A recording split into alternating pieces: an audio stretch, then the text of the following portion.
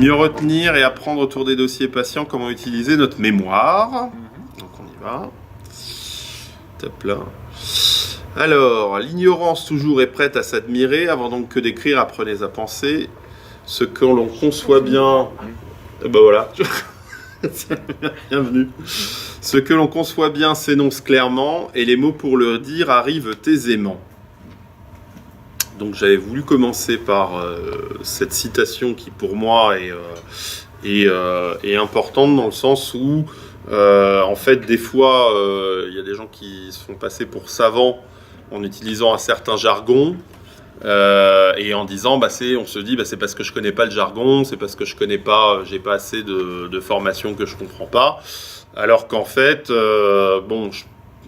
potentiellement quelqu'un qui est doué dans un domaine ou plutôt formé dans un domaine, il peut être capable de vous expliquer en mots simples quelle est... voilà. Donc pour moi, c'est cette citation-là. Et ça touche aussi un peu à notre cours sur la... Enfin, notre cours, c'est-à-dire à l'intervention sur la mémoire, à savoir que selon ce que dit Piaget, donc un psychologue du début du siècle dernier, en fait, on maîtrise vraiment un domaine quand on a intégré au niveau de la mémoire et quand on est capable d'enseigner un savoir. Voilà. Et donc, moi, c'est vrai que je vous engage, si vous avez un moment à savoir à acquérir, c'est un moment d'essayer de l'enseigner. Et c'est à partir du moment où vous l'enseignerez que vous aurez eu de faire œuvre d'essayer d'être didactique, c'est-à-dire d'essayer de transmettre du coup le savoir dans des mots en fonction de l'auditoire que vous avez, que là vraiment vous maîtriserez votre sujet. Avant, c'est pas même pas avant, après aussi, voilà, tout le monde n'est pas à faire des cours ou choses comme ça, mais bon.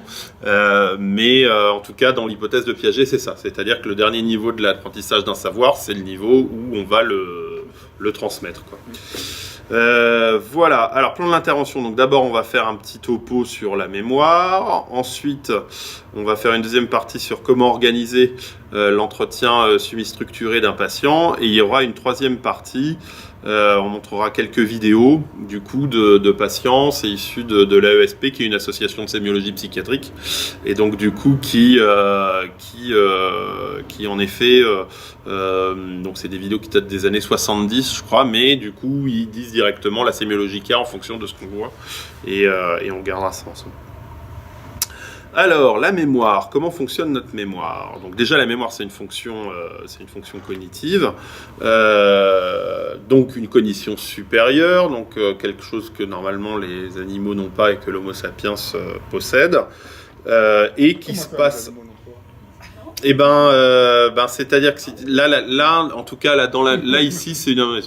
C'est bien, très bonne remarque, docteur Essilabou.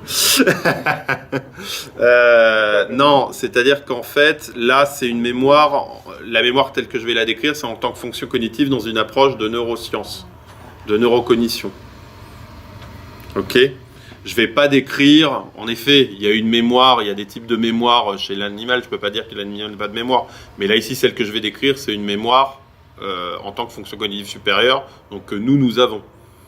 Je vais te prendre un exemple, la mémoire procédurale, la mémoire des habitudes, la mémoire immédiate, c'est peut-être des choses qui peuvent être comparées au niveau d'un animal, mais la mémoire des souvenirs, la mémoire épisodique, c'est pas quelque chose que l'animal possède a priori. Maintenant, il n'y a pas les études, il n'y a pas des choses qui ont été faites à ce niveau-là. Donc là, on parlera vraiment de la mémoire en tant que fonction cognitive chez l'homme. Ok ? Voilà. Donc comment ça se passe? Ça se passe en 3 étapes, donc encoder, stocker et récupérer, donc c'est le fonctionnement de la mémoire.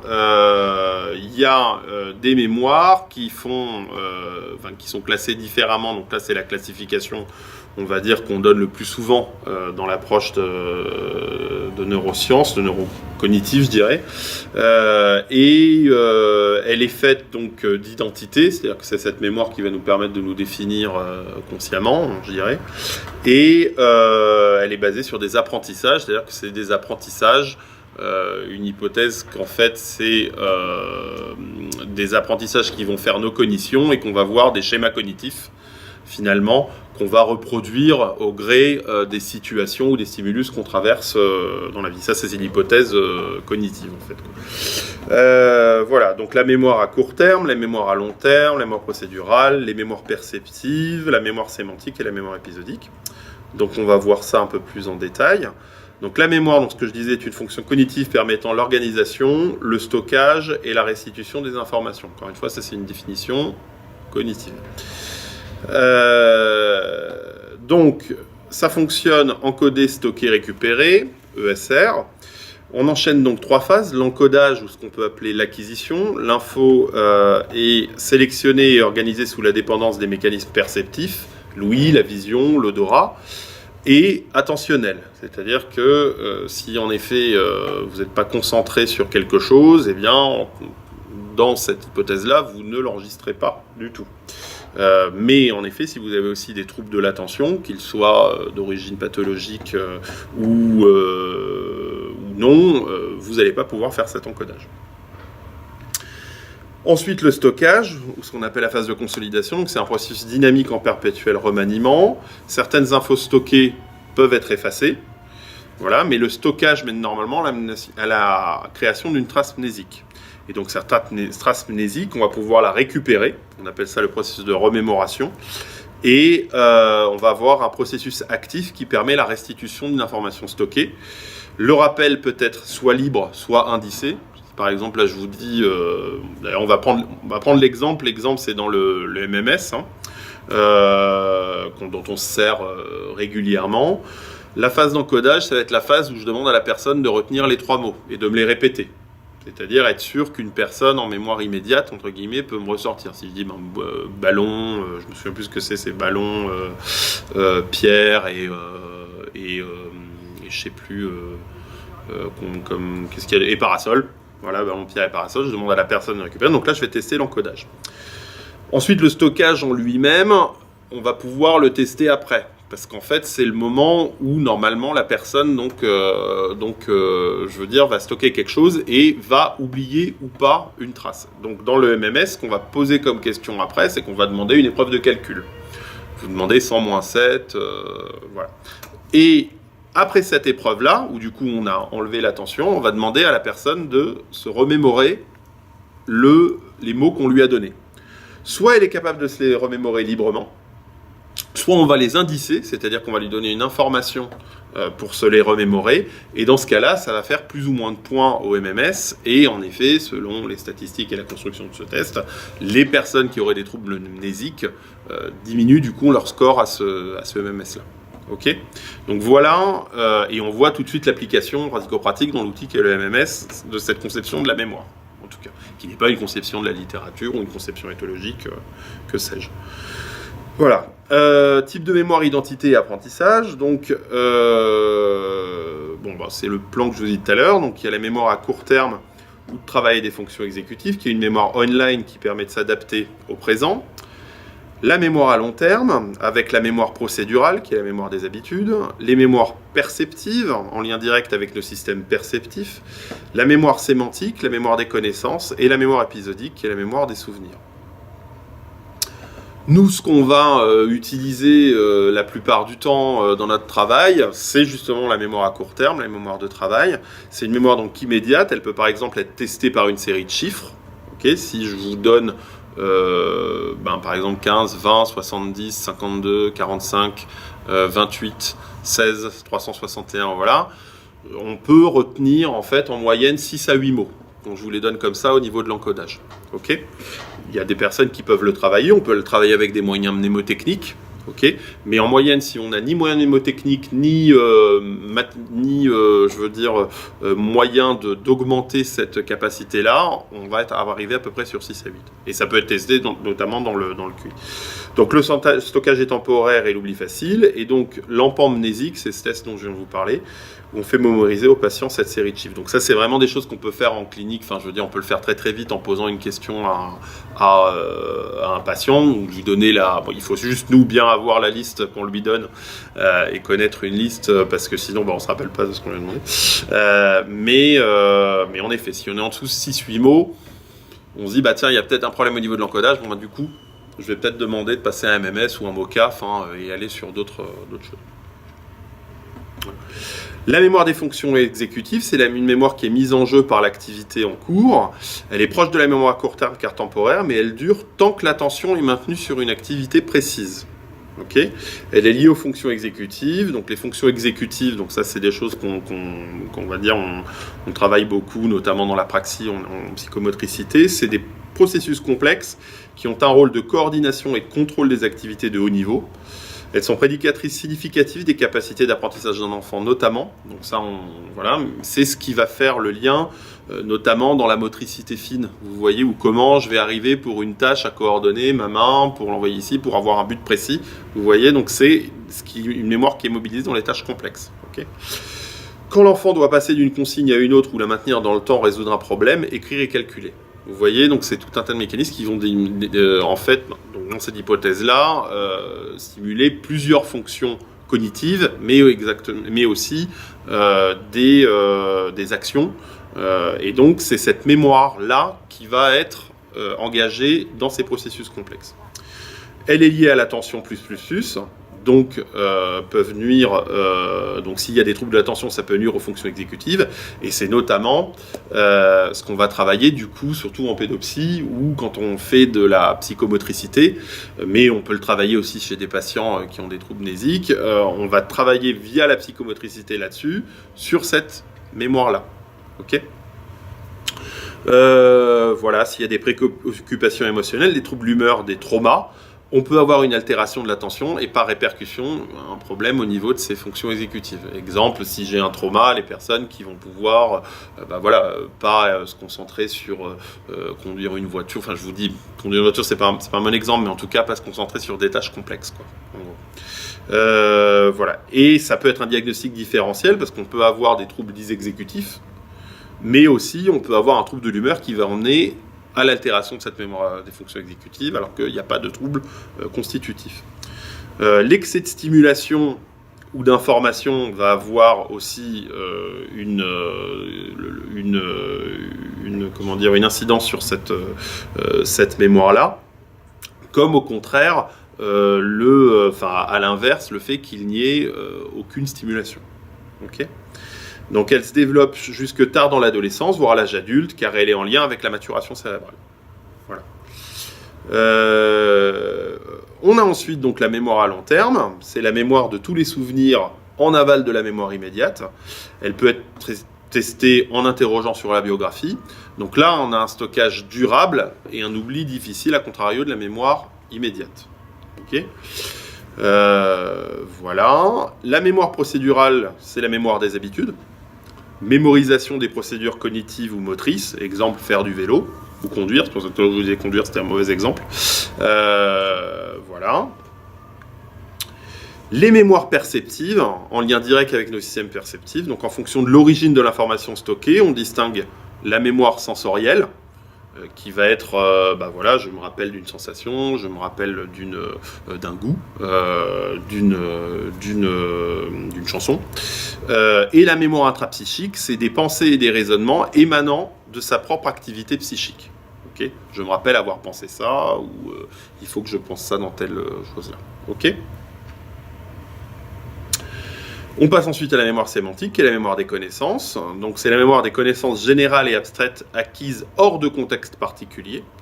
Donc c'est la mémoire des concepts, des symboles, du sens des mots. Okay, la psychiatrie, l'inconscient, voilà. Et voilà, est-ce que l'inconscient au niveau psychanalytique, est-ce que l'inconscient au niveau neurologique, c'est pas la même chose. Mais on va dire c'est cette mémoire des connaissances, la mémoire sémantique. Donc c'est la mémoire la sémantique, c'est aussi le vocabulaire. Qui va nous permettre de non seulement retenir ces concepts, ces symboles, mais aussi donc du coup de mettre un sens sur les mots. Et si on met un sens sur les mots, il n'est pas forcément, et d'ailleurs il est en fait jamais totalement exact à son voisin, quand il y a des grosses variations individuelles. Exemple, une porte que l'on n'a jamais vue, on saura ce qu'elle est et comment l'ouvrir. Ok, parce que vous savez que c'est une porte, en gros. Voilà, si je vous dis, je prends toujours un autre exemple pour montrer cette mémoire-là, est-ce que vous savez que le zimbou est le seul prédateur de la hyène ? Vous le saviez? Donc c'est le seul prédateur de la hyène. Donc si je vous dis ça, en théorie, comment vous imaginez un zimbou?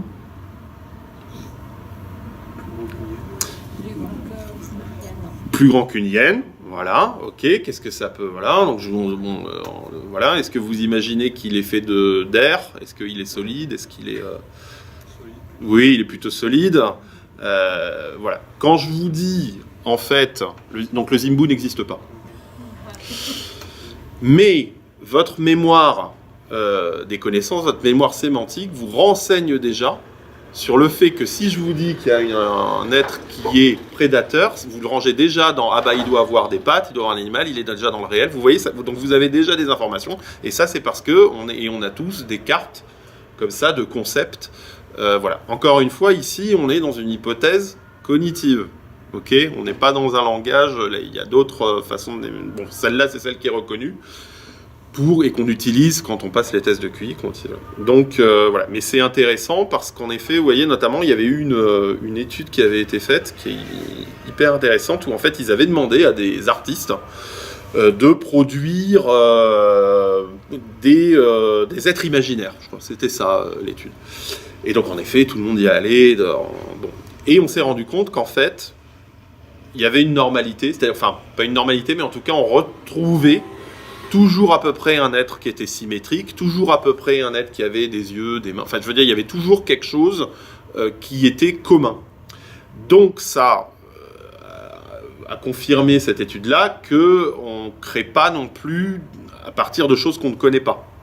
Okay, donc ça va dans le sens, en effet, des théories de l'apprentissage. C'est-à-dire que les théories de l'apprentissage, elles disent quoi? Elles disent que notre psyché, elle est faite que de choses qu'on apprend. À l'extrême, ça veut dire qu'on n'a pas le libre arbitre.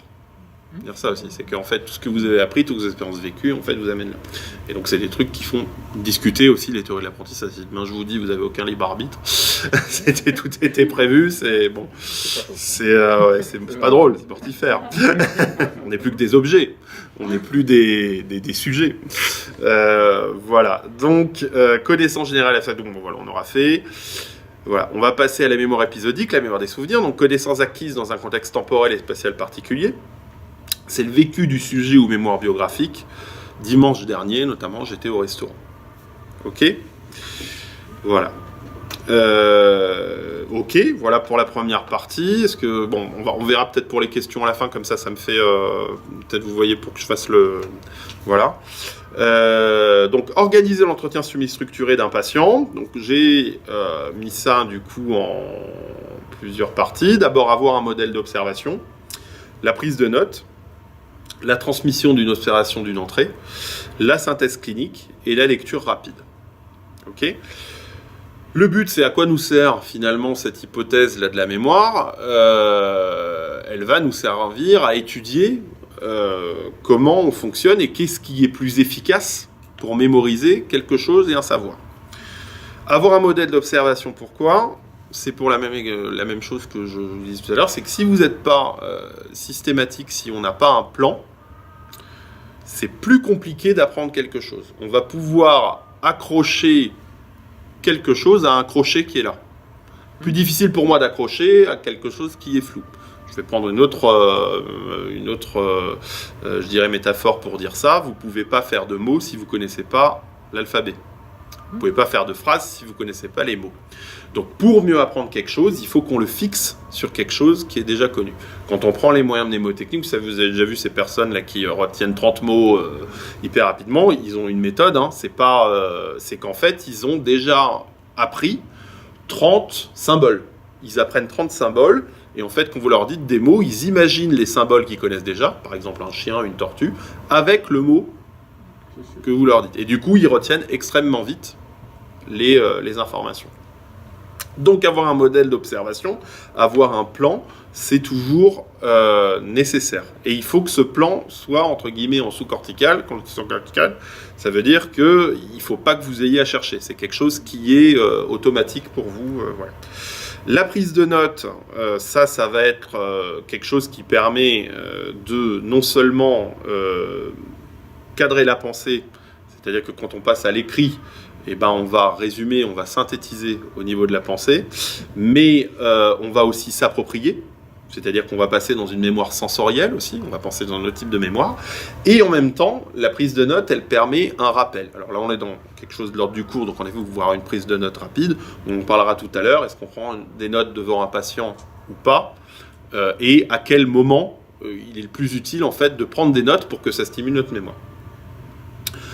La transmission d'une observation, d'une entrée, donc ça va être tout ce qui est autour de comment transmettre une observation, non seulement en matière de communication, c'est-à-dire que pour la rendre facile au reste de l'équipe pour qu'elle la retienne, mais aussi avec quelle fréquence il faut qu'on fasse une transmission pour que toute une équipe ait la mémoire d'un patient. Donc, c'est ce qu'on verra là.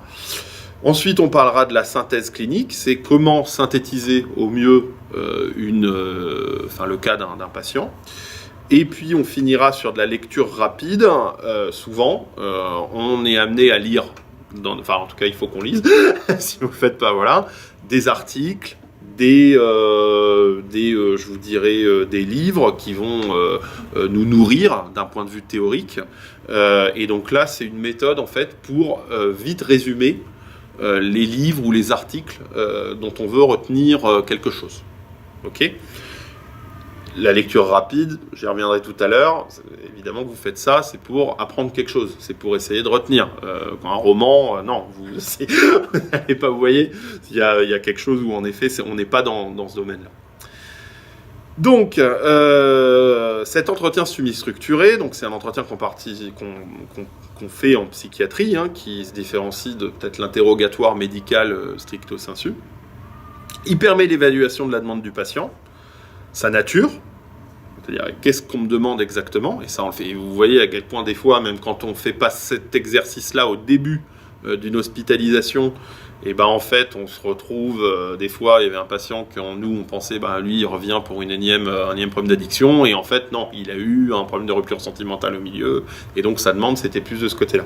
Donc la nature est importante, l'authenticité ou l'ambivalence, parce que ça va définir, et ça c'est tout le temps, est-ce que le patient est dans une phase où il va pouvoir s'inscrire dans une psychothérapie ou pas, est-ce qu'il sait bien ce qu'il veut, je ne vais pas prendre d'autres, j'aime pas faire d'amalgame, mais en effet c'est la question de la demande et du désir, non d'autres, voilà.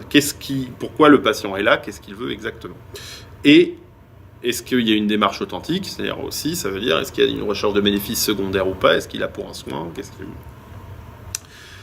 L'entretien semi-structuré, il a aussi pour but de voir la capacité d'engagement dans une thérapie, donc ça je vous l'ai dit, voilà. Mais il a une double polarité qui est à la fois diagnostique et d'emblée thérapeutique, contrairement à un entretien normal.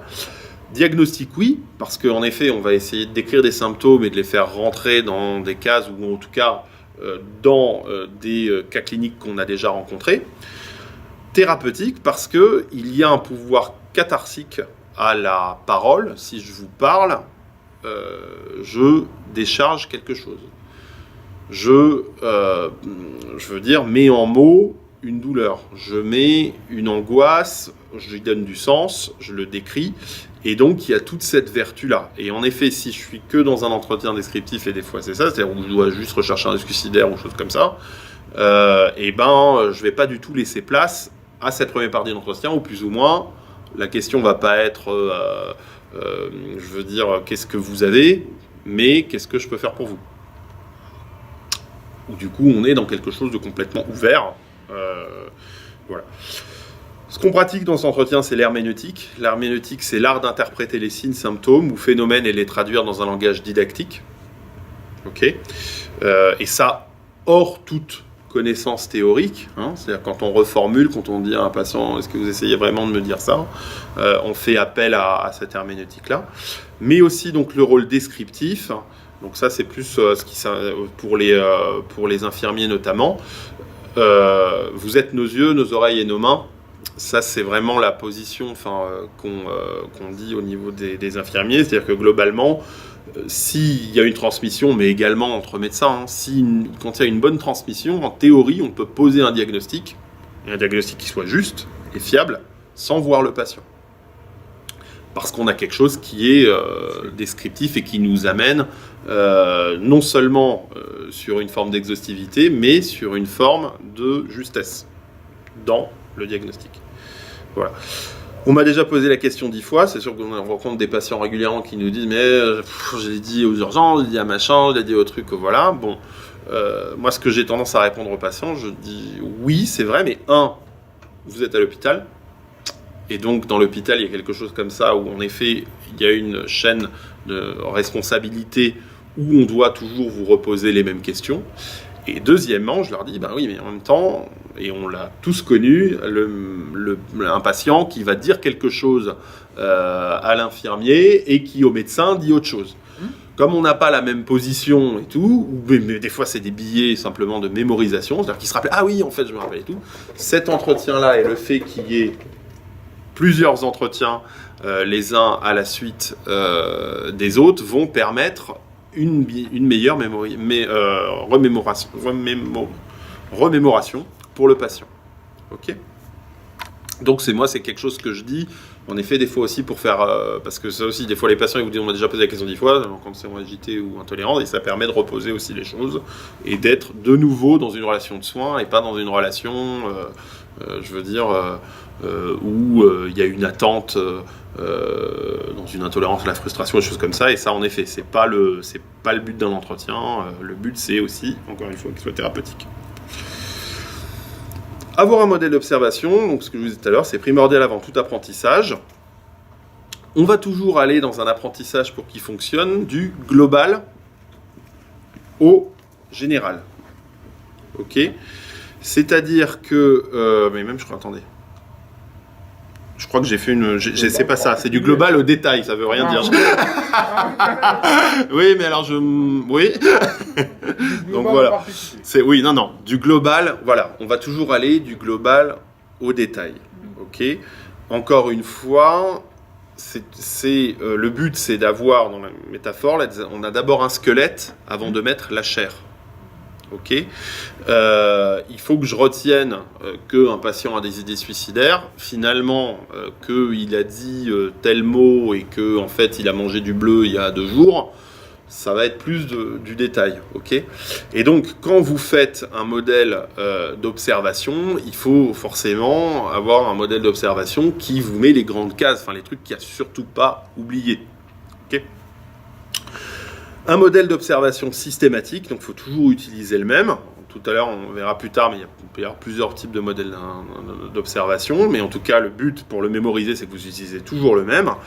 Et il faut parfois le détailler et l'étayer, c'est-à-dire le modèle d'observation que vous utilisez, il peut être après revu, étayé en fonction de ce que vous apprenez. Je vous prends un exemple. Bon, voilà, au début, on fait une observation psychiatrique très classique, et puis petit à petit, voilà, vous allez être formé à les thérapies systémiques, et donc du coup, vous allez avoir notion que on cherche telle chose dans les familles dysfonctionnelles, et donc du coup, vous allez étayer votre observe, et du coup, votre observation classique, vous allez rajouter des catégories en fonction de ce que vous cherchez. Bon.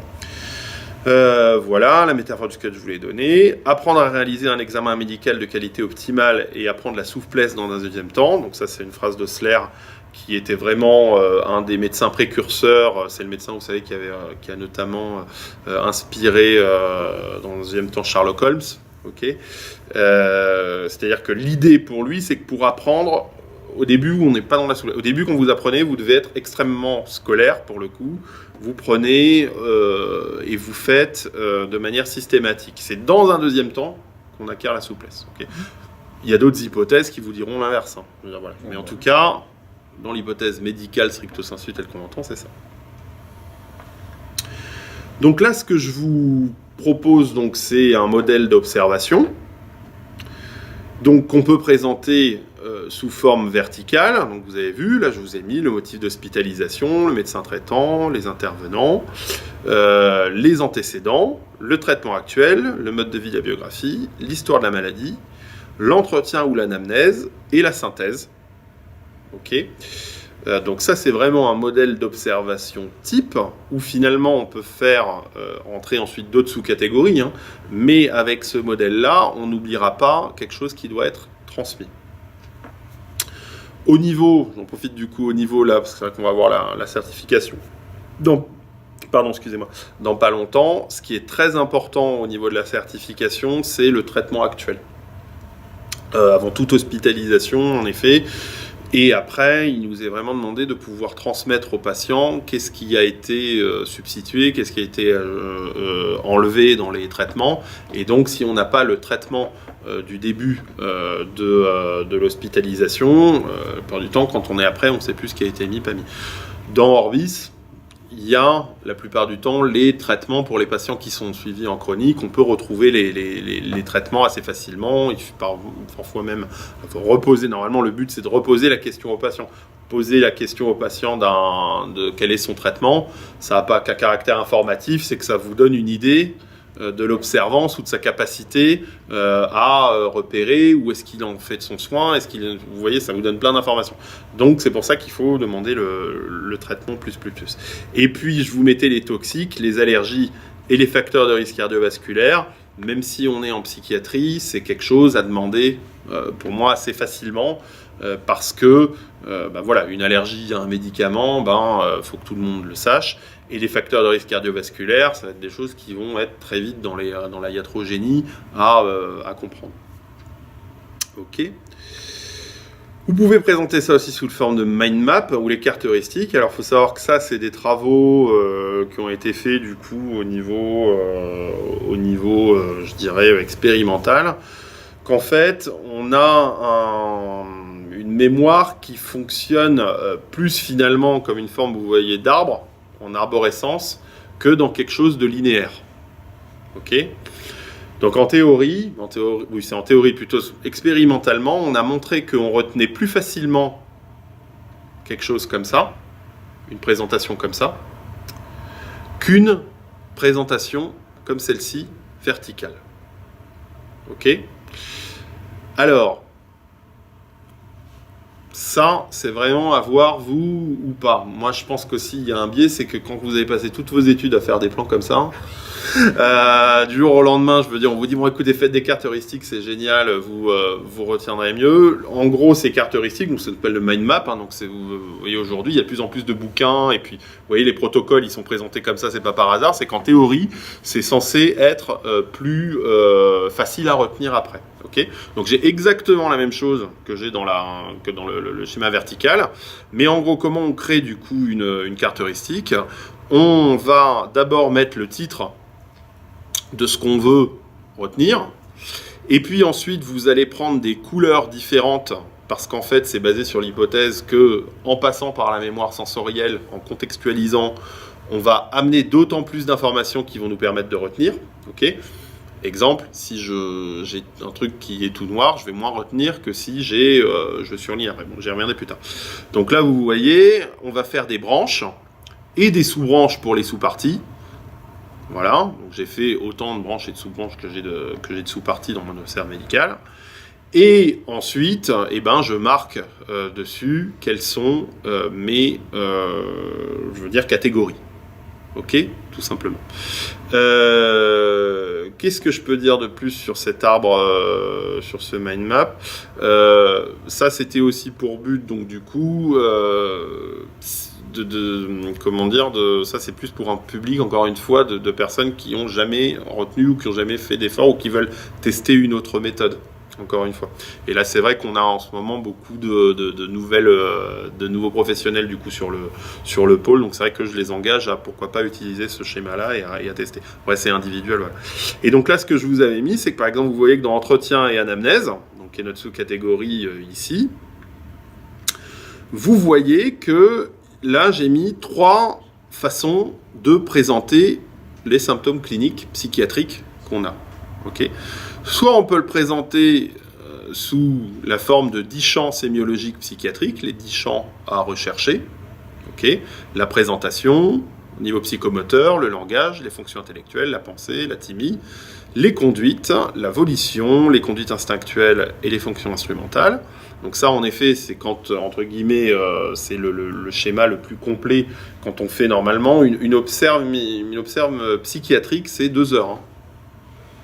Si vous allez à fond, et oui, On voit bien qu'on est pris par le temps plus. Quand on arrive à faire 1 heure, c'est déjà bien. Mais en théorie, si vous allez à fond, il y a tous ces champs-là à regarder. Vous pouvez le présenter de manière plus rapide, vous voyez. Donc moi, c'est comme ça qu'on m'avait plus d'inspiration psychanalytique, avec les symptômes névrotiques, les symptômes psychotiques, risque auto ou hétéro-agressif, anxiété et traits de personnalité. Ou vous pouvez encore avoir une façon plus, dichotomique, vous mettez les signes positifs et les signes négatifs. Okay. Donc vous voyez comment votre entretien, votre anamnèse, vous pouvez les classer différemment. Le mode de vie et la biographie. Comment faire un mode de vie, une biographie? Donc la situation personnelle et sociale de la personne, on va chercher le lieu de vie, les professions, la vie maritale, les enfants, la fratrie, les origines, les actes médico-légaux. Ça, c'est des choses la plupart du temps, on ne demande pas, et c'est passé sous zone d'ombre. Quand quelqu'un, la plupart du temps, s'est fait retirer son permis, si vous lui posez pas la question, il va bien se garder de vous le dire. C'est vrai, hein. C'est vrai. Voire il y en a qui vont même le cacher, d'où l'importance après d'aller vers l'entourage. Mais donc du coup, voilà, si j'ai entre guillemets ancré dans ma tête que oui, dans le mode de vie biographie, c'est là où je demande mes actes médico-légaux. J'oublierai pas de le demander et voilà, surtout quand on est sur de l'urgence où on n'a accès à aucun entourage. Voilà. L'intégration sociale, on va demander les centres d'intérêt, les sports, les hobbies, l'écriture, décrivez-moi votre journée type. Ça, c'est aussi, encore une fois, des choses qui permettent de voir si une personne est capable de s'organiser dans sa journée, si elle n'est pas capable de faire un planning. Mais aussi, le deuxième intérêt de voir l'intégration sociale et de demander des centres d'intérêt, c'est aussi de revenir à un entretien plus thérapeutique. C'est-à-dire que c'est à ce moment-là où vous allez pouvoir décaler de l'entretien et faire en sorte que la personne se livre ou vous dise d'autres choses. Okay. Donc, faut pas hésiter de ce côté-là. Le développement, les acquisitions, le langage, l'appréhension, le niveau d'études. Est-ce qu'il y a eu un retard mental? Est-ce que la personne était en IME? Et on va voir aussi comment la personne se raconte son histoire personnelle. Et c'est là où on va pouvoir voir notamment la mémoire des émotions. On va regarder les traumatismes mineurs. Les traumatismes mineurs, c'est les événements de vie. Est-ce que vous avez une rupture sentimentale? Est-ce que vous avez perdu un travail? Est-ce que vous êtes atteint d'une maladie grave qu'on vous a annoncé il n'y a pas longtemps? Ok, donc ça y est, on regarde les facteurs déclenchants. Et les traumas majeurs, ça, on regarde directement dans l'enfance. Est-ce que vous avez eu des sévices, des deuils, des abandons dans à peu près 0 à 7 ans? Ok. Donc voilà ce qu'on peut et ce qu'on devrait rechercher dans un entretien d'1 heure, 1 heure et demie avec un patient. Et je vous garantis que si vous faites ça avec un patient, vous allez construire une super alliance thérapeutique. Il va vous raconter des trucs qui, dans le colloque singulier dans lequel on est, il va vous raconter des trucs qui racontent même pas des fois ses meilleurs amis, je veux dire. Donc voilà, c'est très rare. Quand vous rencontrez quelqu'un, avant qu'on en vienne à lui parler de la fois où, je vous dis une bêtise, où on avait perdu notre vélo, ou choses comme ça, il faut déjà quand même avoir un sacré degré d'intimité. En psychiatrie adulte, chez les adultes, avant d'arriver à ce degré d'intimité-là, faut vraiment une amitié. Ça dépend des patients. C'est vrai. T'as raison. Ça renseigne aussi. Ça renseigne sur la familiarité, des personnes qui. Et oui, c'est vrai aussi. T'as raison. Ah oui, mais ça renseigne aussi quelqu'un qui vous livre directement tout sur un plateau spontanément sans qu'il... Oui, voilà. Et c'est vrai que ça renseigne. Est-ce que c'est quelqu'un qui connaît bien la psychiatrie et qui connaît, en tout cas qui a tous les codes et qui déroule, et du coup même ça amène à des discours plaqués, et donc en fait il faut se décaler de ça. Je sais pas si c'est ça. Ou est-ce qu'en effet c'est quelqu'un qui est dans quelque chose de l'ordre de la désinhibition, de la manie. Donc vous voyez, ça renseigne vraiment. Ouais, voilà. On dirait. L'histoire de la maladie, où, quand, comment, depuis quand. Donc la personne, pourquoi vous êtes là? Donc là c'est passé le premier moment. L'entretien structuré, c'est 2 phases. Une phase où la personne dit ce qu'elle veut et où nous on va essayer de mémoriser et de mettre dans nos petites cases d'observation, sans prendre de notes forcément, mais voilà. Et la deuxième phase, l'histoire de la maladie, c'est une phase de précision. Donc là, on va vraiment demander, mais alors où des idées suicidaires, parce qu'en plus, on a des personnes qui vont banaliser un acte. Je vais prendre l'idée suicidaire, vous avez une idée noire? Oui, écoutez, j'ai encore essayé de me suicider, blablabla, et je passe à autre chose, et là, non. Où, quand est-ce que c'est venu, quelle volonté, après, est-ce que c'était le soir, est-ce que c'était le matin, comment, est-ce qu'il y avait un facteur déclenchant? Donc date d'apparition des symptômes, facteur déclenchant, Le mode de survenue, est-ce que ça vous est apparu de façon brutale? Est-ce que ça a été progressif le long des 6 derniers mois? Est-ce que c'est la première fois ou pas? Et l'évolution, est-ce qu'on a une aggravation, une régression, une résolution transitoire? Est-ce que c'est permanent? La topographie, siège, irradiation type, alors ça c'est quelque chose qui est commun avec la médecine, je dirais, somatique. Une douleur thoracique, vous allez dire, est-ce qu'elle est au niveau de l'épaule, est-ce qu'elle est au niveau, est-ce qu'elle est, voilà. En psychiatrie, ça va plutôt être, quel champ de votre vie ça touche? Est-ce que ça touche votre sphère familiale? Est-ce que ça touche votre domaine professionnel? Est-ce que ça irradie sur les autres domaines?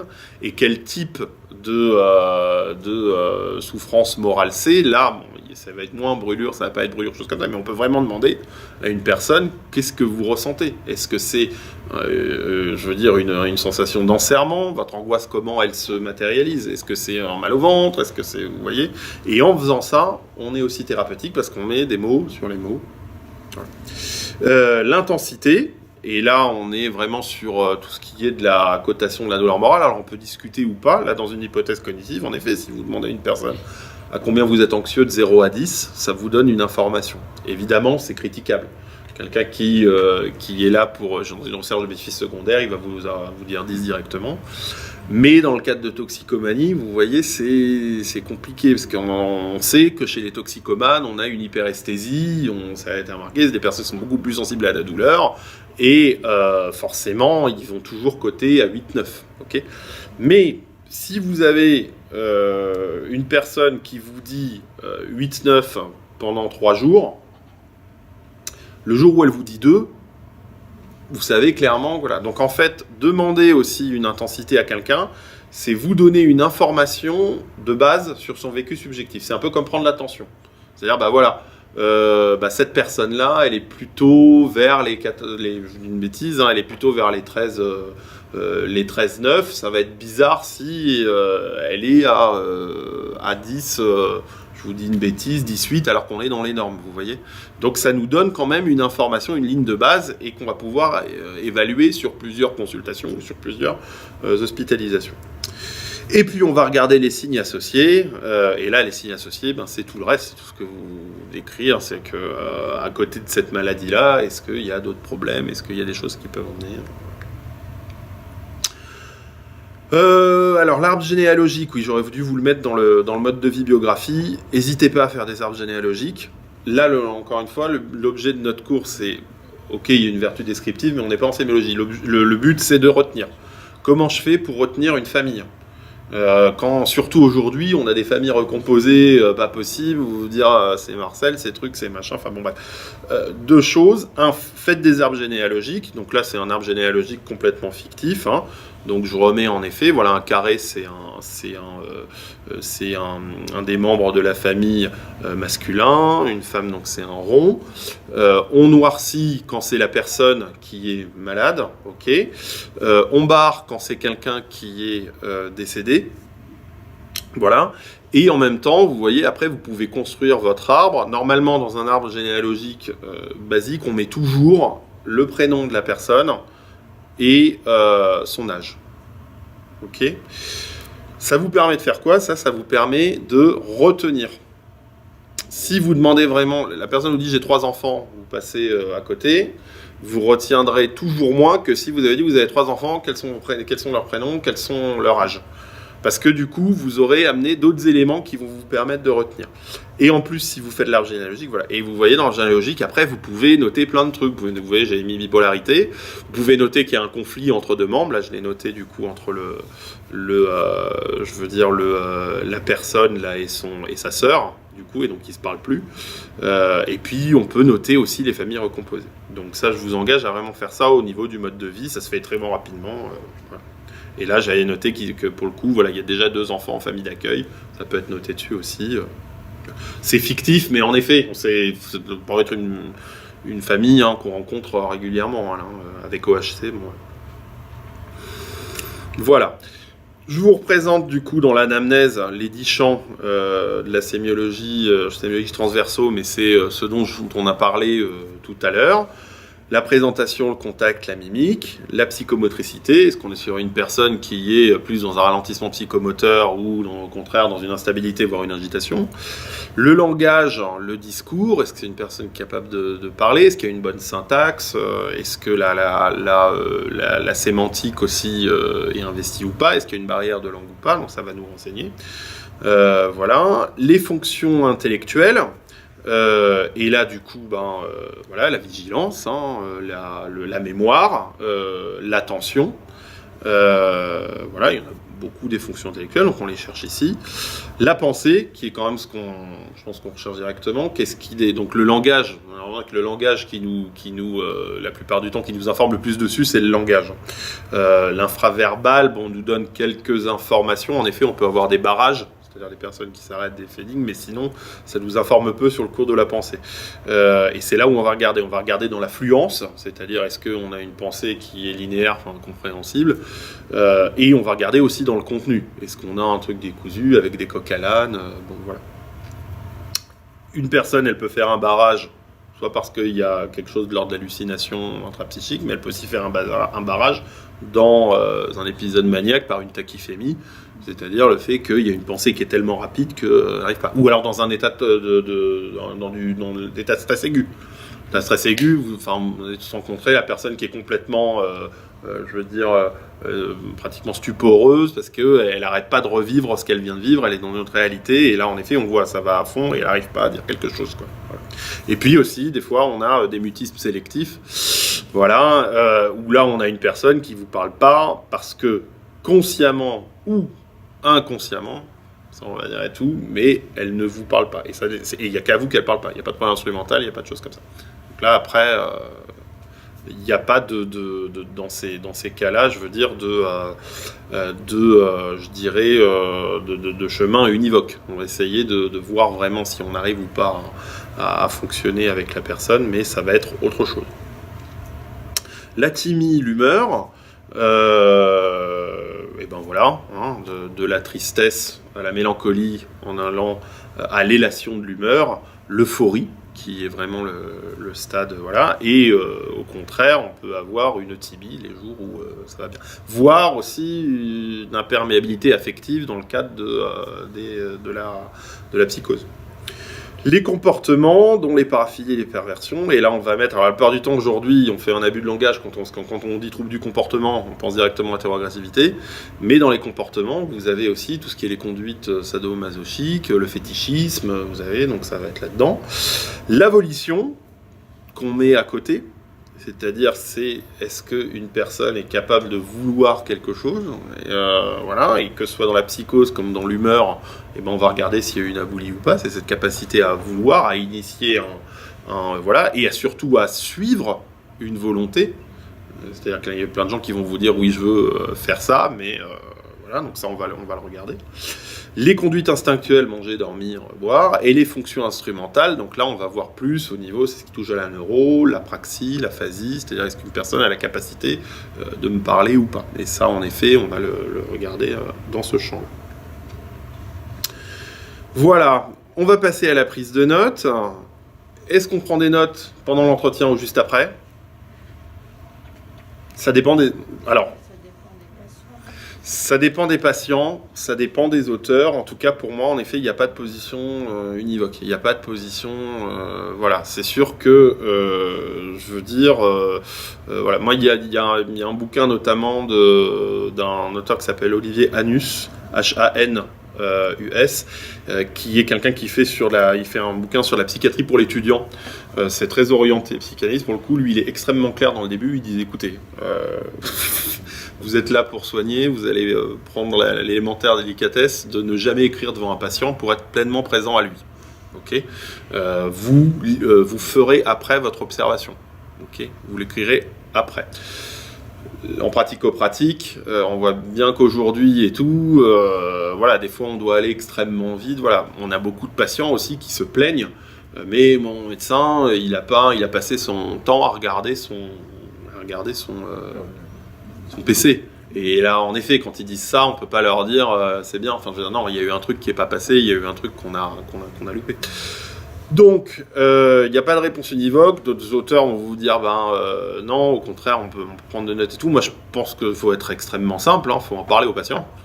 Dire, oui, écoutez, je suis vraiment désolé, parce qu'il suffit de dire des fois ça, que je suis vraiment désolé, là, machin, il faut vraiment que je prenne des notes pendant que je vous écoute, mais j'essaie vraiment de vous écouter en même temps, ou alors dire à des moments où je dois me concentrer sur l'observation et marquer.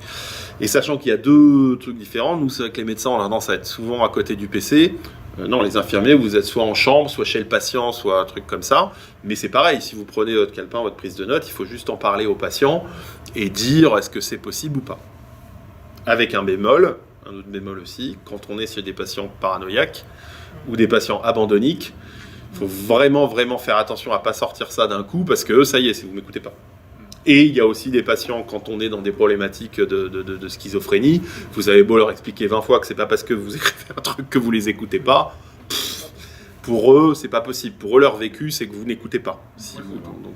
Donc encore une fois, voilà, vous voyez, il y a tout ce truc-là et tout. C'est une véritable discussion. Je pense que quand même, le minimum, c'est de parler directement avec le patient. Parce qu'il y a des fois, en effet, on est obligé de prendre un numéro de téléphone. Non, enfin, je le retiens pas. Enfin. Ou alors le nom de je sais pas quelle adresse ou de quelle personne qu'il faut prévenir et tout. Donc le but de la prise de note, ne pas oublier les infos importantes ou difficilement mémorisables, numéro de traitement, voilà. Pour s'en passer de la prise de notes, faut avoir notre modèle d'observation qu'on connaît par cœur. Donc prenez le modèle, voilà, je vais vous donner un modèle. Débat ordinateur ou manuscrit, accessibilité, attention, disponibilité, est-ce que l'écrit et l'ordinateur, est-ce qu'on mémorise mieux manuscrit ou ordinateur? Ça c'est un débat qui n'a pas forcément de réponse. Vous faites comme vous sentez au mieux. Si vous préférez avoir recopié des trucs sur votre ordinateur, mais même pour mémoriser, c'est très bien. Voilà, ça dépend, je pense, de l'apprentissage. Moi, je sais que j'en ai encore beaucoup écrit. Moi, ça a été vraiment le moment où je suis arrivé dans les études. Ça a été vraiment la jonction. J'avais des profs qui faisaient un cours sans PowerPoint. Enfin, faut voir quand même aujourd'hui. On est quand même dans une société de troubles de l'attention. Enfin, on avait eu des interventions, c'est-à-dire que vous voyez aujourd'hui, vous avez deux sources là. Vous m'écoutez, vous regardez le PowerPoint. Okay, forcément, ça diffère l'information. Est-ce que j'écris ce qui est marqué ou est-ce que j'écoute ce qu'on dit? Moi, les premiers cours que j'ai eus, en effet, c'était un prof qui parlait et qui connaissait qui faisait une espèce de... C'était génial. Enfin, moi, je trouve, il faisait tout son truc sans filet. Après, ça faisait des années qu'il faisait le truc, et puis de temps en temps, il prenait un papier pour nous faire un schéma. Aujourd'hui, on a complètement changé. Il faut, même je sais que là, je donne un cours une journée. Vous n'avez pas le PowerPoint. J'ai commencé en faisant mon cours sans le PowerPoint parce que ça marchait pas. Ils m'ont arrêté au bout de 5 minutes. On est perdu, il n'y a pas de PowerPoint. Donc il a fallu que je m'arrête, que je remette le PowerPoint. Vous voyez. Donc en effet, le fait que du coup on ait ce débat ordinateur manuscrit ou choses comme ça, moi je pense que en tant que professionnel, je dirais, faut essayer d'être à l'aise un peu sur les deux. On a toujours quelque chose de prédilection, mais voilà. Le jour où vous n'avez pas de stylo, que vous avez un ordinateur, vous allez sur l'ordinateur. Le jour où ok. L'importance des abréviations dans la prise de notes. Donc, je vous donnerai quelques abréviations et l'utilité d'une phrase de synthèse. C'est-à-dire que si, en effet, je peux synthétiser mon observation, on verra plus tard, c'est si je fais un effort juste après avoir vu un patient d'essayer de résumer ce qu'il m'a dit, je vais forcément mieux le retenir. Les erreurs possibles, ne pas être présent au patient et négliger la qualité de l'écoute propre à la catharsis du patient. Donc ça, c'est l'entretien structuré. N'être que dans l'écoute et oublier le caractère descriptif et informatif de l'observation. Donc, comme d'habitude, c'est les positions extrêmes qui sont des erreurs. Être trop succinct et aller redemander au patient, surtout pour les patients abandonniques ou sensitifs, c'est-à-dire qu'en fait, vous posez 2-3 questions où en fait, vous n'avez pas bien retenu ce qu'il vous a dit ou je sais pas quoi, et en fait, ah oui, vous m'aviez dit ça, vous m'avez dit, c'est quoi déjà votre date de naissance? Il y en a qui peuvent vraiment mal le vivre, parce que vous ne l'avez pas quand, du coup, il m'a pas écouté. Et en plus, le pire, c'est qu'ils vont rien vous dire, Enfin, ils vont rien vous dire, et en fait, vous vous rendez compte qu'après, bizarrement, le lendemain ou le surlendemain, ils vous parlent pas. Donc, surtout dans les problématiques borderline et compagnie. Compter sur les transmissions futures, ça aussi. Il me racontera bien. Alors, je vous avoue qu'en pratico-pratique, c'est le but aussi, on en reparlera après, c'est que pourquoi il y a 36 transmissions dans le service et tout, c'est pour qu'on puisse reparler des patients et qu'on puisse les mémoriser. Mais on ne peut pas faire que compter sur les transmissions qu'on va nous faire, ou compter que sur un mode d'information. Les patients chroniques qu'on croit connaître aussi, des fois voilà, ils livrent des infos qu'ils ont en effet vraiment jamais livrées. Donc voilà. Et l'erreur, ne pas avoir de plan appris et puis dire ouais on verra et considérer que la psychiatrie c'est que du blabla, c'est que Madame Michu en fait et que je vais aller prendre un thé avec tous les patients. C'est pas ça. C'est pas ça. Être trop rigide au niveau du plan, on cherche avant tout un vécu, donc ça pareil. Voilà, un patient, il vous déroule une histoire, vous avez attendez, vous m'avez pas rempli la... Parce que là, on m'avait dit, alors c'est 50% ou c'est... Parce que 48, non, le patient, il est en train de vous parler. Attendez, vous n'avez pas rentré le VA, c'est 0. Écoutez, vous commencez à m'énerver, je vous demande, c'est simple, hein, c'est 0. Il est efficace ou pas, votre traitement? Bon, et attention, je vous dis ça... Pardon? On faisait ça les premiers temps. Oui. Au fur et à mesure, on apprend des ficelles. On apprend des ficelles, et puis je vous dis, voilà, le truc c'est faut être aussi, moi je vous dis, faut être aussi tolérant, faut être aussi tolérant avec nos patients, un peu moins avec nous-mêmes, je dirais, parce qu'on est quand même là, on est des professionnels, mais bon voilà, il y a des jours où en effet vous êtes fatigué ou truc et tout machin, faut absolument, et en effet, il y a des jours où on va pas se flageller non plus, voilà. Mais voilà, la consigne, c'est, en effet, si vous demandez à un patient si c'est efficace ou pas, non, hein. Ah, mince. Voilà, je vous ai mis quelques mots de liaison. Ça, c'est vrai que vous êtes quand même familier avec prise de notes. Vous voyez, mots de liaison, jusqu'à, faire les coms. Il y a pas mal de mots de liaison, vous voyez, pour psychomotricité, psychomotricien, psyche pour psychanalyse. Vous avez toutes les psys, psycho. Voilà, il faut avoir des moyens voilà, écoutez, vous regarderez. Transmission d'une observation. Alors, qu'est-ce qu'on retient facilement? Comment fonctionne notre mémoire, en fait? Donc, on va retenir dans un cours, dans une observation, ce que nous dit un patient. Empiriquement, on retient le début et la fin. On retiendra toujours mieux, là, dans le cours, vous retiendrez toujours ce que je vous ai dit au début du cours et ce que je vous ai dit à la fin du cours plus facilement. Vous allez retenir l'exception. Si je vous dis 28, 42, 70, 54 Victor Hugo, 45, 80, retenez Victor Hugo. Si je vous dis Victor Hugo, Rabelais, j'allais Stravinsky, mais ça va être un musicien, voilà, 2, on va retenir 2, ok. Donc, on va retenir l'exception, on va retenir la répétition. Plus on répète, plus on retient une chose, plus vous avez revu la chose, et puis vous avez revu la même chose dans le même contexte. Plus vous allez le retenir. Et on retient les choses contextualisées. Vous allez plus retenir quelque chose que vous avez écrit en fluo, que vous avez mis en gros, que vous avez mis sur votre, je vous dis une bêtise, dans un endroit complètement incongru chez vous, que vous avez contextualisé, vous allez plus le retenir que si c'est un mot au milieu d'une page en noir et blanc. Ok ? Donc contextualiser, ça veut dire que plus dans la prise de notes, dans les trucs, on va fluoter, on va essayer d'avoir des moyens de technique, plus on va retenir. Voilà une petite étude, donc un graphique qui montre que nous mémorisons davantage au début et à la fin d'une séance qu'au milieu. Nous nous souvenons davantage des éléments qui sont associés ou liés entre eux. Ok, point B et C. Et les éléments frappants ou uniques. Okay, donc ça c'était quelque chose qui avait été fait, on a pris une population, on leur a fait passer le même cours et à la fin on a testé qu'est-ce qu'ils retenaient ou pas et on voyait l'information qu'ils retenaient. On remarque que la mémorisation diminue tout au long de la séance si vous n'accordez pas de pause au cerveau. Donc ça c'est intéressant à savoir, c'est-à-dire qu'en fait si je vois un patient pendant plus de 2 heures. Alors ça c'est plus dans le cadre de cours, ça c'est pas, mais c'est pour vous dire comment ça fonctionne. En gros, et c'est pour ça qu'on vous dit d'arrêter de conduire au bout de 2 heures, c'est qu'on n'a pas une capacité d'attention au-delà de 2 heures. Au-delà de 2 heures, il faut faire une pause, 5-10 minutes, et après, bam, on peut revenir, on est de nouveau capable de retenir les choses. Vous voyez, au bout d'1 heure, 2 heures, 3 heures, sans interruption. Voilà. Alors que regardez, là, si je fais des pauses, vous voyez, on a des pics de mémorisation chaque fois retrouvés. Voilà. Donc ça, c'est plus à les étudiants. Mais en effet, quand vous faites ça sert à rien de bosser pendant 6 heures de rang.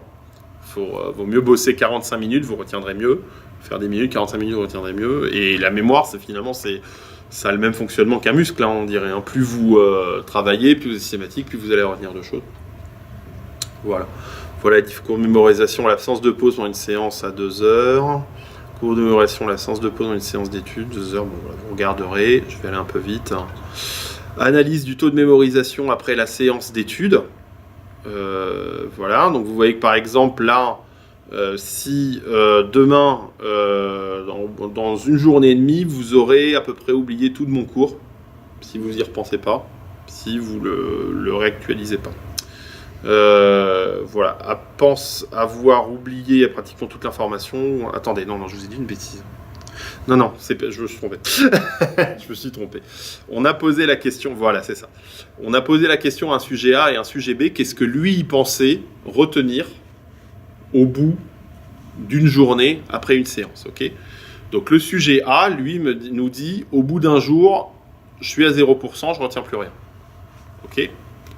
Le sujet B, lui, pense que après une séance, il va d'abord retenir un petit peu plus, puis ensuite ça va descendre, et il va avoir jusqu'à une semaine après la mémoire de son cours. Ok ? Là, le sujet C, lui pense que après une séance d'études, il se rappelle au bout d'un jour, et puis au bout de 4 mois, il va se rappeler à peu près d'un quart de l'information qui lui a été donnée. Ok ? Et voici la réalité. Voilà. La réalité est représentée du coup par, il me semble, la courbe rouge. C'est-à-dire que, alors attendez, ce graphique synthétise les différentes estimations. Alors, attention, hein, la ligne rouge représente la courbe d'oubli réel établie à partir d'études réalisées par les psychologues. Remarquez l'augmentation initiale précédant le déclin rapide. Donc vous voyez que si je réactive pas, après le jour 1, je vais retenir en moyenne que 10% de ce qui a été dit sur un cours de manière pérenne. Ok.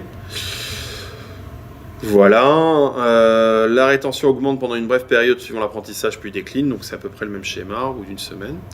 Donc vous voyez que normalement, quand on révise quelque chose, il faut réviser une première révision à 10 minutes, une deuxième révision à 24 heures, à une semaine, à un mois, à 6 mois. Bon, ça c'est comment ça fonctionne. Voilà. Nous, en pratico-pratique, vive les transmissions. Parce qu'en fait, voilà, on apprend 8 fois, on oublie 7 fois, on retient une fois. Ça, je me rappelle, c'était un professeur d'anatomie qui nous disait ça. Bon, selon les études, on voit qu'en gros, pour que quelque chose passe de la mémoire à court terme à la mémoire à long terme, il faut 5 révisions, 5 répétitions. Donc 5 oublis et 5 rappels. Ok ? Normalement, il faudrait se passer comme suivant les mémorisations. Donc juste après l'entretien. C'est-à-dire que juste après l'entretien, je sors de mon entretien. J'essaie de me rappeler tout de suite. Voilà ce qu'il m'a dit à peu près. Je fais un effort de mémorisation. Je vais vous dire après qu'est-ce qu'on peut faire, mais je peux faire un effort de synthèse. Je peux le résumer en 3 phrases. En pratico-pratique, c'est ce qu'on fait quand on va directement ouvrir son observation. Mais au niveau des infirmiers, il y a des fois où vous enchaînez. Et puis même au niveau des psychiatres, on va enchaîner 4-5 patients. Voilà. En théorie, entre 2 patients, même si vous n'allez pas écrire, faites un effort, dire voilà, qu'est-ce qu'il m'a dit ? Ça prend 30 secondes, qu'est-ce qu'il m'a dit ? Et surtout, je vais essayer de le résumer en 3 phrases, quoi. Voilà. Ok. Un jour après, une semaine, un mois, 3, 6 mois, ça c'est en théorie ce qu'on devrait faire, mais ça c'est plus voilà. En pratique, les transmissions, les réunions de coordination, les réunions cliniques qui permettent une plus grosse contextualisation, les relectures de dossiers, les synthèses. C'est ça qui fait qu'en fait, on va... voilà. Et donc ça, c'est plus en effet le rôle des cadres et et quand je dis cadre, c'est aussi psychiatre, c'est-à-dire de mettre en place une organisation du travail pour qu'on ait sans arrêt une remémoration. Okay, donc ça, finalement, c'est quelque chose qui est fait pratiquement automatiquement. Voilà. Synthèse, l'aspect. Alors voilà une méthode, du coup, pour comment... résumer les patients en 3 phrases. Ça, je vous l'ai donné en 3 phrases. Comment faire en sorte qu'on a... Et alors attention, je ne suis pas en train de vous dire on peut résumer les patients en 3 phrases. C'est pas ce que j'en dis. Au contraire, on ne peut pas résumer une vie en 3 phrases. En revanche, là, le but du truc, c'est comment mémoriser le plus facilement. Donc il y a cette mnémotechnique qui s'appelle l'aspect. L'aspect pour L, localisation, A pour aigu, apparition progressive, S pour sévérité, P pour poussée, E pour étiologie, probable ou facteur déclenchant, C pour complication et T pour terrain. Et donc vous voyez que je vous ai mis des exemples où on va pouvoir résumer une histoire clinique en 2 phrases. Exemple, patient de 24 ans pour un épisode délirant aigu. Donc là ça va être dans localisation, je mets le motif de consultation, hein, ok. Donc un épisode délirant aigu, d'apparition brutale, aiguë, donc du coup, voilà. Suite à un confinement et rupture amoureuse, là je parle de l'étiologie, du facteur déclenchant, voilà. Probable entrée dans la schizophrénie, donc là vous voyez, je parle déjà de complications. Voilà, étant donné les âges, j'ai la description des traits schizotypiques prémorbides par l'entourage, et je vais parler du terrain, c'est que le terrain en gros, c'est vie seule au domicile. Ok, oui. Adolescente de 17 ans pour fléchissement thymique, compliqué d'une intoxication médicamenteuse volontaire, pas d'antécédent psychiatrique, conflit parental, famille monoparentale, asthme fortine sous corticoïdes, risque suicidaire modéré. Vous voyez, je peux aussi mettre dans le terrain des... voilà. Et dans la sévérité, je vais penser en effet au risque suicidaire directement. Ou au risque d'hétéroagressivité. Ok. Je vous engage, voilà... Quand vous sortez d'une observe un patient, à juste faire ce petit effort de dire comment je fais pour le résumer en 3 phases, l'aspect, et à faire ça. Et vous n'avez même pas besoin de le marquer, ça vous aidera. Voilà. Au niveau pratico-pratique, dans l'échange des transmissions, on est tout le temps en train de se parler des patients entre 2 portes. Si vous décrivez comme ça vos patients, vous avez besoin de 3 secondes pour dire, voilà, il faut que je te présente ce patient, il faut que je t'en parle parce que tout à l'heure on va se voir, j'aurai pas le temps de t'en parler. Voilà, c'est une patiente. Si vous résumez comme ça, la plupart du temps vous avez donné toutes les infos et on aura le temps d'en parler plus tard pour le détail. Ok. Voilà. Avoir un système d'organisation propre qui vous permet de retrouver l'information. Donc là, voilà, quand c'est comme ça, c'est plus compliqué. Bon, voilà, on a tout. Ça, c'est plus pour vous dire, bah, en effet, hein, la mémoire, c'est toute la vie. Toute la vie, vous allez apprendre des trucs, vous allez en jeter, vous en oublier. Je vous engage chez vous ou dans un bureau ou choses comme ça à avoir une organisation, voilà, un livre. Une bêtise, la psychopathologie de Bergeret, qui est un truc, on y revient sans arrêt, on le comprend différemment quand on le comprend, des fois. Bon, bah là, par exemple, là, c'est un des bouquins qui doit être dans votre bibliothèque à un tel endroit assez vite accessible. Voilà, un livre, je sais pas, moi, Bowlby, la théorie de l'attachement qui est plus un truc et tout. Bon, voilà, c'est un livre, un roman ou des choses, des articles de journaux. Bon, il faut que vous ayez un système d'organisation chez vous pour organiser l'information. Ok ? Pour pouvoir la retrouver.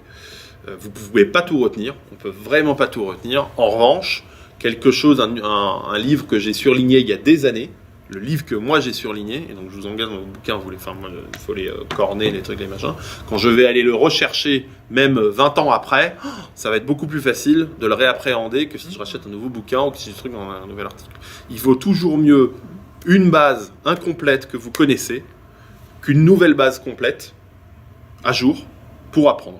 Il vaut mieux compléter l'ancienne base aussi mauvaise, entre guillemets, sautelle. Après, en effet, je veux dire, quand vous avez le bouquin, il y a 3 trucs qui se barrent et tout, voilà, ok. Mais il vaut toujours mieux remplir sa nouvelle base, au niveau, pour mémoriser. Si l'aspect d'un bureau encombré évoque un esprit encombré que penser d'un bureau vide, tout le monde n'est pas Einstein. Donc voilà, bon, ça c'est pour un peu avoir une critique. Alors en effet, il y a une étude avant qui est sortie qui montrait que les personnes qui avaient des bureaux encombrés étaient plus intelligents que les autres. Donc c'est bon. Bon, en pratico-pratique, quand c'est le foin, ça reste le foin, quoi. Donc vous voyez, bon, faut quand même avoir, voilà. Et puis tout le monde n'est pas Einstein, hein, tout le monde, donc ayez un système de rangement de l'information et de vos lecture. Donc là, on va passer, vous voyez, sur la lecture rapide, l'importance des mots-clés. Donc quand vous lisez un bouquin, je veux dire, mais même en général, on peut classer les mots que vous allez voir en 2 types de mots. Il y a des mots-clés qu'on peut appeler mots de mémorisation. Donc ces mots, ça va être des mots qui canalisent un vaste spectre d'images précises qui, lorsque vous l'évoquez, vous permet de vous souvenir de ces mêmes images. Il s'agit normalement d'un nom ou d'un verbe doté d'un fort pouvoir suggestif et auquel s'ajoutent par voie des adjectifs ou des adverbes. Ok, je vais vous prendre des exemples après. Et au contraire, on va avoir des mots-clés créatifs. Donc là, c'est des mots abstraits, sensibles dans le domaine de l'impression, qui va être générateur et évocateur d'images. Exemple, suinté ou bizarre. Un mot-clé, ça va être une chaise. Ça va être un concept. Ça va être quelque chose d'extrêmement précis et qui peut pas... Voilà. Un mot créatif, ça va être quelque chose qui relève plus de l'impression. Ok, bon. Le pouvoir de l'association du cerveau favorisant un meilleur indissage, voire une auto-organisation. Qu'est-ce qu'on va le mieux retenir? C'est l'association de ces deux types de mots. Si je vous dis une chaise, potentiellement vous ne retenez pas. Si je vous dis triste, potentiellement vous ne retenez pas. Si je vous dis une chaise triste, vous allez mieux la retenir. Vous allez mieux se retenir cette association. Si je vous dis un tableau blanc, vous allez moins bien retenir que si je vous dis un tableau qui avait l'air, je vous dirais... je sais pas, j'essaie de trouver un mot suggestif qui avait l'air angoissé. Vous voyez, en plus, c'est complètement incongru, un tableau angoissé, ça veut rien dire. Vous voyez, mais bon, voilà. Pourquoi je vous dis ça? C'est que vous allez voir comment on fait, par exemple, celui-là, on a un article, vous voyez, qui est issu, alors je sais plus de quel ouvrage, je crois que c'est un ouvrage sur les apprentissages scolaires de Boris Cyrulnik, où il parle de mémoire, identité, apprentissage. Bah, c'est justement, voilà, c'est un bouquin que j'avais utilisé pour faire ce cours.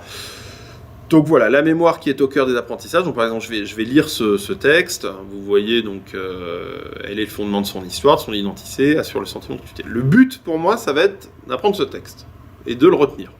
Ok, donc comment je vais faire? Je vais me dire sur ce texte-là, déjà, je vais faire œuvre de synthèse. C'est-à-dire que globalement, une page comme ça, il faut à peu près que je le synthétise en un quart, un tiers du texte. Si j'ai une page, comme celle-là, si on va dire j'ai une vingtaine de lignes, et ben du coup je vais tomber sur 5 lignes pour le synthétiser. Si j'ai un bouquin de 100 pages, il faut que j'arrive à le résumer du coup en une vingtaine de pages. Ok, c'est pour vous dire, dans cette méthode, hein, c'est une méthode pour synthétiser. Donc qu'est-ce que je vais faire? Donc je me dis, donc déjà voilà, je sais... Quand j'ai l'ouvrage ou la chose que je dois apprendre, j'ai l'article, j'ai un article de 5 pages, qui fait 5 pages, donc je dois arriver à le reproduire sur un recto, quoi. Ok? C'est à peu près l'objectif que je me fixe. Ensuite, qu'est-ce que je vais faire? En effet, je vais là, et alors là du coup on les voit, ici je vais essayer d'isoler dans mon texte des mots-clés de mémorisation et des mots-clés créatifs. Ici je retrouve des mots-clés de mémorisation, identité, continuité, concept multisystémique, ensemble, ok? Et je retrouve des mots qui sont plus créatifs, indépendants, interaction constante, illimitée, perceptive, épisodique, sémantique, procédurale. Là, ce que vous allez me dire, moi j'aurais peut-être plus mis ce mot dans sélection, et moi j'aurais plus mis ce mot. C'est pas le plus important. Le plus important, c'est de rechercher ces associations-là, ok? Et de classer vous, ok? C'est pas le but, il n'y a pas un mot-clé de sélection, un truc. L'important, c'est vous, comment vous allez le faire, ok? Ensuite, je vais faire un résumé d'appropriation. Donc, par exemple, quand je prends que ces mots-clés, et vous voyez, mémoire et je vais les écrire. Mémoire et apprentissage construit l'individu dans son identité par un sentiment de continuité dans le temps. M égale concept multisystémique dont les systèmes sont en partie indépendants et en interaction constante. On distingue en fonction du nombre d'infos et de la durée. Donc ça va être l'étape du résumé d'appropriation. Donc vous voyez que là, déjà, j'ai vachement réduit entre le texte là et ce que je résume ici, ok. Et je vais arriver ensuite après à la synthèse, et là dans la synthèse, vous voyez, même il y a les mots-clés après, je vais résumer en 2-3 lignes. Ok. Et je peux aller même plus loin, je vais à l'étape de mots valise indissage, et finalement ce que je retiens de ce texte-là du début, c'est ces 4 mots-là. Mémoire, multisystème, court terme, long terme.